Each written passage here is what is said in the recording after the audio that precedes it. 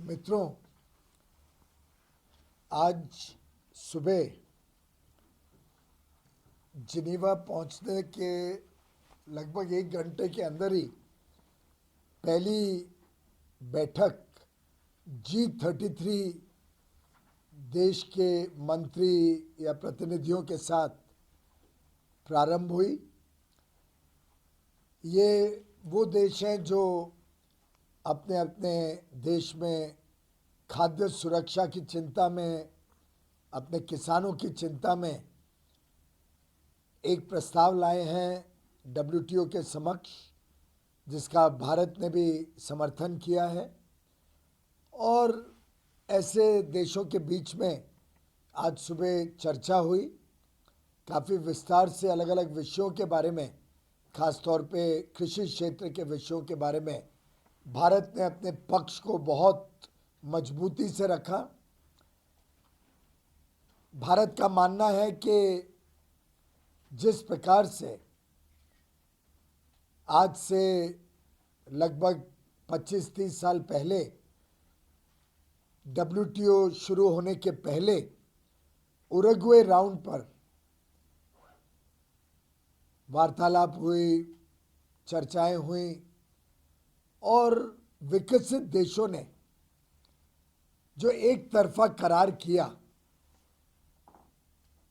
और विकसित देशों ने अपने कृषि क्षेत्र के लोग, अपने किसानों को तो संभाल लिया, उनकी सब ज़रूरतों की चिंता कर ली, पर विकासशील देश, कमज़ोर देशों को एक प्रकार से रॉ डील उस समय मिली और उसके कारण वर्षों वर्षों तक विकसित देश बड़ी संख्या में अपने किसानों को समर्थन दे पाती है और कोशिश करती है कि बाकी देशों के ऊपर भी सब्सिडीज के ऊपर रोक लगाई जाए। भारत एक ऐसा देश है जो लगातार अपने किसानों के लिए, कृषि क्षेत्र के लिए लड़ता रहा है WTO में। 2014 में जब नई नई सरकार आई थी, तब बाली में जो WTO का मिनिस्टरियल हुआ, उसमें ये निर्णय कराया गया और उसमें भारत की भूमिका बहुत अहम थी कि जो एक पब्लिक स्टॉक होल्डिंग, जो खाद्य सुरक्षा के लिए सरकार जो स्टेपल फूड्स, हमारे केस में चावल है, गेहूं है, जो सरकार स्टॉक करती है ऐसे स्टेपल फूड्स, उसके ऊपर कोई प्रश्न नहीं उठाया जाए, उसको पूरी तरीके से मंजूरी रहे। ये जो WTO में एक एक्सेप्शन था, उसको 2014 में बाली में हम सफल हुए थे उसको परमानेंट करने के लिए कि ये पीस क्लॉज, 2013 में बाली में ये तय हुआ था कि इसके ऊपर कोई संतुलन नहीं रहेगा, इसको पब्लिक स्टॉक होल्डिंग अलाउ होगी।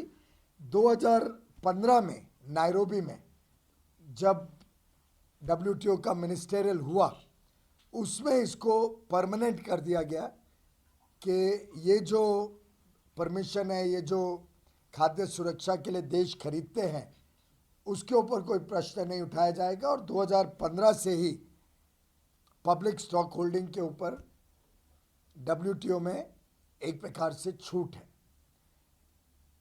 भारत ने बहुत मजबूती से आज बात रखी है कि इस पीस क्लॉज को, या जो ये पब्लिक स्टॉक होल्डिंग अलाउ होती है, इसको परमानेंटली अलाउ कर दिया जाए। ये सिर्फ मात्र एक टेम्पररी मेजर के बदले इसको WTO के कानूनों के अंदर ही लाया जाए, उस विषय में हमने आज बात रखी है। अलग अलग बायलैटरल्स में भी ये बात रखी है। एक प्रस्ताव आया है डब्ल्यूटीओ चेयर की तरफ से कि इसको एक वर्क प्रोग्राम में डाला जाए। अलग अलग विषय जो कृषि क्षेत्र के साथ जुड़े हैं उसके ऊपर और तीव्रता से चर्चा करके कुछ निर्णय लिया जाए। इस प्रकार से कई सारे बातें चल रही हैं, लेकिन भारत अपने किसानों के लिए, अपने खाद्य सुरक्षा के लिए, गरीबों के लिए पूरी तरीके से तत्पर है, पूरी तरीके से यहाँ पे संघर्ष कर रहा है। और मैं आपके माध्यम से सबको विश्वास दिलाना चाहूँगा कि भारत के लिए जो प्राथमिकता है वो है कि हमारे गरीबों को, हमारे किसानों को किसी भी प्रकार की ठेस ना पहुंचे। इसी के साथ साथ मछुआरों के लिए भी भारत ने अपनी बात अलग अलग बैठकों में रखी। आज डायरेक्टर जनरल जो हैं वर्ल्ड ट्रेड ऑर्गेनाइजेशन की मिस एनगोजी, उनके साथ भी चर्चा हुई है। यूनाइटेड स्टेट्स ऑफ अमेरिका की जो रिप्रेजेंटेटिव हैं, यूएसटीआर ट्रेड रिप्रेजेंटेटिव, उनके साथ भी अलग अलग विषयों के ऊपर बातचीत हुई है। साउथ अफ्रीका के जो मंत्री हैं श्री इब्राहिम पटेल, उनके साथ भी बहुत अच्छी चर्चा हुई है। मैं समझता हूँ भारत का जो पक्ष है, चाहे वो कृषि क्षेत्र हो, चाहे मछुआरों का क्षेत्र हो, चाहे वो ई कॉमर्स का मॉरेटोरियम हो, या डब्ल्यूटीओ का इस भीषण महामारी के सामने जो चुनौती रही है विश्व की, उसके ऊपर जो कदम उठाने की आवश्यकता है वो विषय हो, इन सभी विषयों के ऊपर भारत ने अपनी बातें रखी हैं। और मेरा विश्वास है कि आज पूरे डब्ल्यूटीओ में भारत की जो बुलंद आवाज़ देखने को मिलती है, जिस प्रकार से आज पूरा विश्व देख रहा है कि प्रधानमंत्री नरेंद्र मोदी जी के नेतृत्व में एक विश्व शक्ति के रूप में भारत उभरा है। और भारत का बहुत अहम योगदान रहता है जब विश्व में कोई चुनौती के ऊपर चर्चा होती है, कोई समाधान निकालने की कोशिश होती है। हमने क्लाइमेट चेंज में, एनवायरनमेंट में, जलवायु परिवर्तन में यही देखा, पेरिस में। इसी प्रकार से हाल में ग्लासगो में COP26 में भारत की भूमिका बहुत अग्रसर रही। ऐसे ही मुझे लगता है कि डब्ल्यूटीओ में भी गरीब देश, कम विकसित देश और विकासशील देशों की भारत आवाज़ बन के उनके संरक्षण के लिए, उनके उज्जवल भविष्य के लिए और भारत के हर नागरिक के उज्जवल भविष्य के लिए पूरी जोर तोर से यहाँ पे काम कर रहा है। शाम को अब थोड़ी देर में फॉर्मल जो डब्ल्यूटीओ का प्लीनरी सेशन है वो शुरू होने वाला है, उसमें भी भारत अपनी बात रखेगा और जो आप सबको भी शाम तक दे दी जाएगी। धन्यवाद। सर, आपको कितनी उम्मीद है कि जो इंडिया पोजीशन रख रहा है डेवलपिंग कंट्रीज की, वेदर वो फिशरीज पे हो या एग्रीकल्चर पे हो, क्या आउटकम ओरिएंटेड लग रहा है आपको इस बार कुछ? देखिए, भारत का पक्ष बहुत संवेदनशील पक्ष है। भारत की बात बहुत फेयर है, इक्विटेबल है, विश्व के हित में है। और मैं समझता हूँ कि आज पूरे विश्व ने ये स्वीकार किया है कि विश्व में और ज़्यादा लोगों को समृद्धि पहुँचनी चाहिए। सस्टेनेबल डेवलपमेंट गोल्स जो विश्व ने एडॉप्ट किए थे,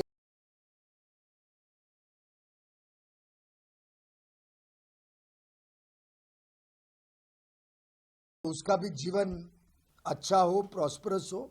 और मैं समझता हूँ भारत उन फंडामेंटल प्रिंसिपल्स पे अपनी बात आधारित करता है, तो स्वाभाविक रूप से हमारी बात को वजन है और ये वजन डब्ल्यूटीओ में भी देखने को मिलता है।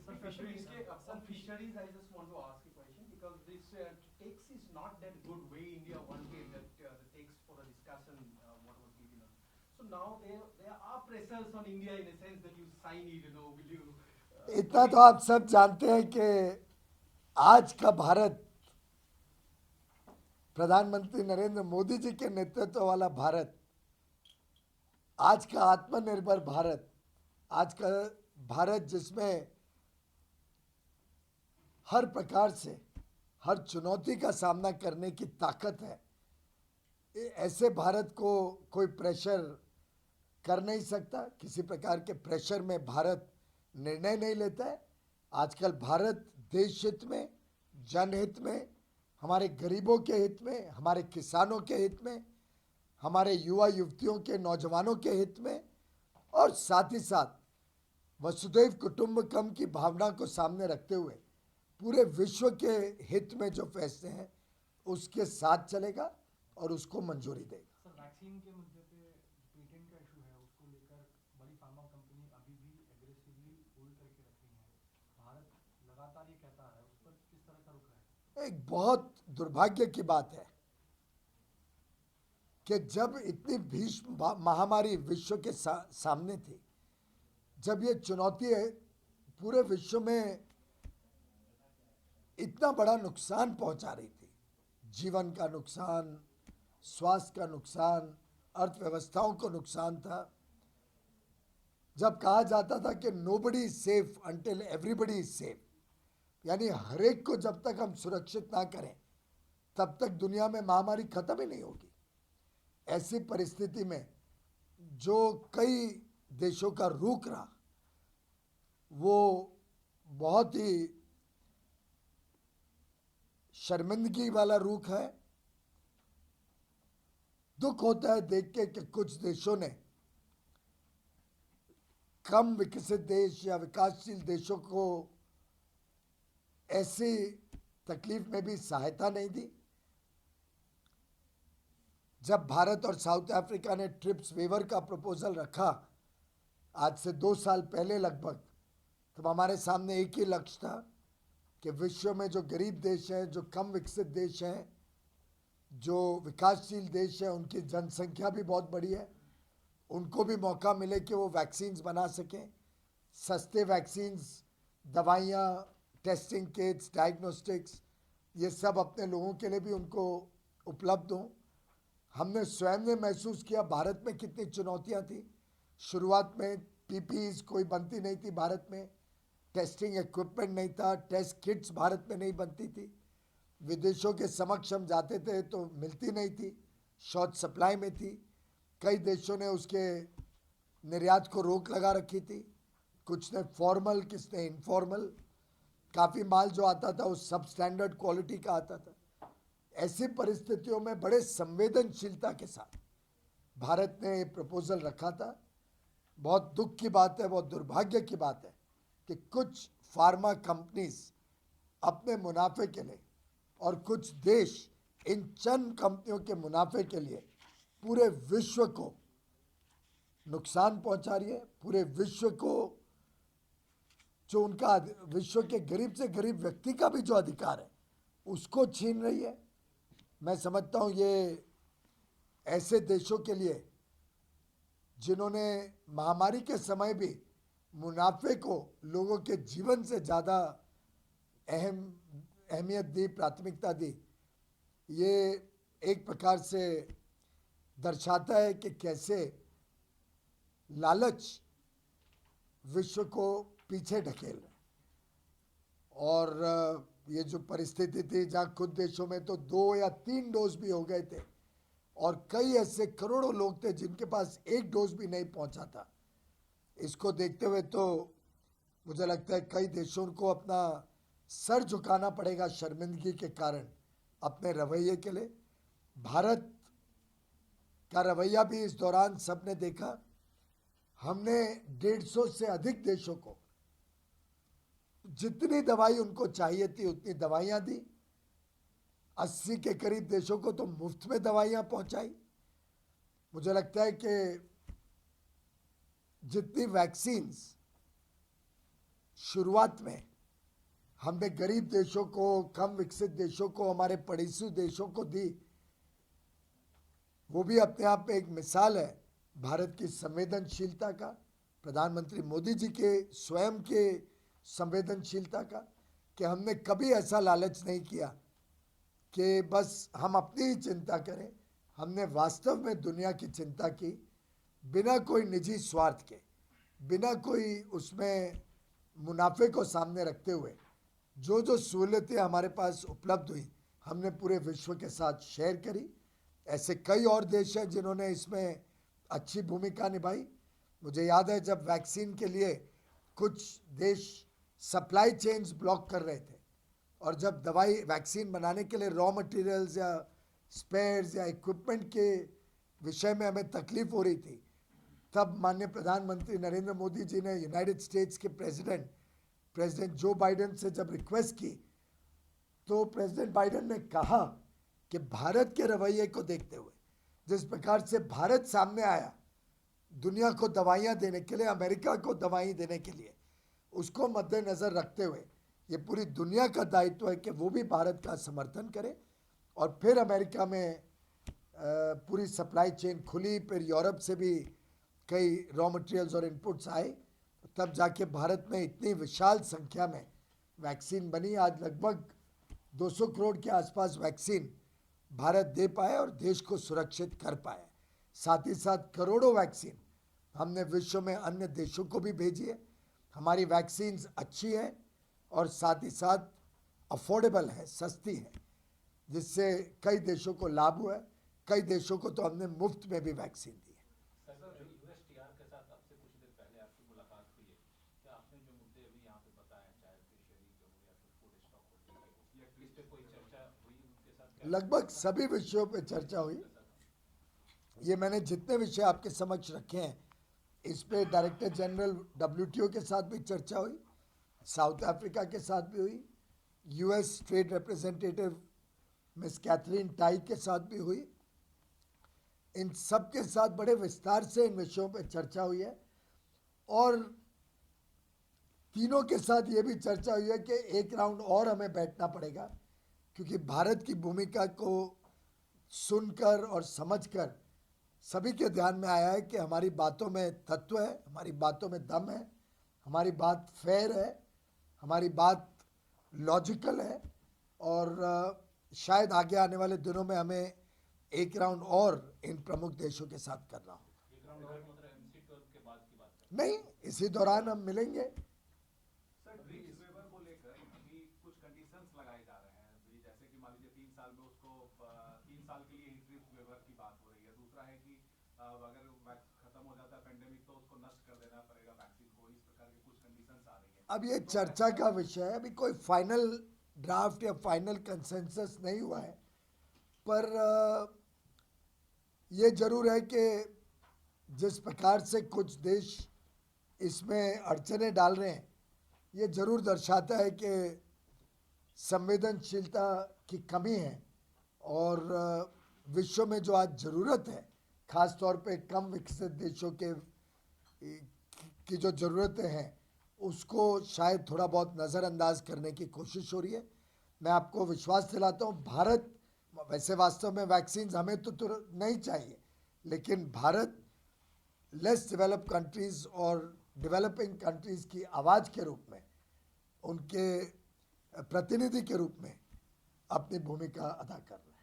एक देश जो यहाँ की मेजबानी कर रहा है, जहाँ पर अभी हम हैं, that is one of the countries that is blocking this recommendation between India and made by India and South Africa. Switzerland is one of the nations which is blocking this entire issue of TRIPS waiver. So, how are we going to look at, and India this time is setting the agenda in a lot of matters. Are they going to join issues? Are they going to force India into a position where you have to change or shift your position from on the Russia-Ukraine matter to get something on wheat and food security? सबसे पहले तो and vis-a-vis vaccine. सबसे पहले तो individual देशों के बारे में ना चर्चा करते हुए, कुछ देश हैं जिनके अपने अपने व्यू पॉइंट्स हैं। मैं समझता हूँ नेगोशिएशन और चर्चा में हर एक के व्यू पॉइंट को रखने का अधिकार होता है, हमने रिस्पेक्ट करना चाहिए। हमारा एक व्यू पॉइंट है, दूसरों का दूसरा व्यू पॉइंट है, हम उसको रिस्पेक्ट करके आगे बढ़ते हैं। तो विशेष पर्टिकुलर देश पे टिप्पणी करना, अभी तो शुरुआत भी नहीं हुई है, मीटिंग और चर्चाएं शुरू होनी है, इस स्टेज पे करना शायद उचित नहीं रहेगा। आपकी दूसरी बात फोर्स की, इसका मैंने पहले भी जवाब दिया। There is no power on earth that can force India, that can force the 140 crore Indians that can force the government of Prime Minister Narendra Modi on any issue whatsoever. India will stand for the people of India. India will stand for what is good for our farmers, for our poor, for our young boys and girls, our skilled youngsters. India will stand for those who have been left behind in the era of progress for so many years. But you must also appreciate that one always is open to discussions. We are also in this for global good.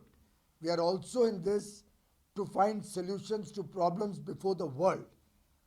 So I can assure you, no force on earth can change India's approach of the shared prosperity of the world and protecting the interests of every Indian.